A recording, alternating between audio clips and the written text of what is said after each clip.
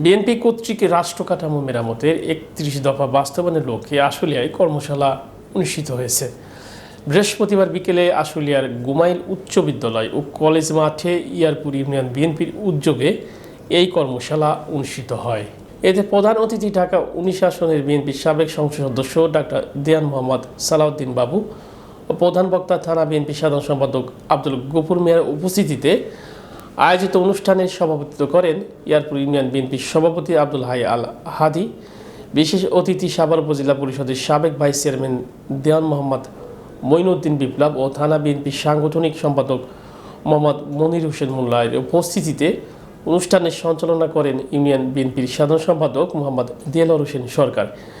এছাড়া থানা বিএনপি নেতা শরীফুল আলম, যুবদল নেতা মোহাম্মদ কিসমত সরকার, জাহিদ হাসান বিকাশ, আপেল মাহমুদ হান্নান, স্বেচ্ছাসেবক দল নেতা মোহাম্মদ আফজাল হোসেন মণ্ডল ও যুবদল নেতা মোহাম্মদ হুমায়ুন কবির, ছাত্রদল নেতা নুরুল ইসলাম পহলান ও মজিদ পহলান সহ আরও অনেকে এই কর্মশালায় উপস্থিত ছিলেন।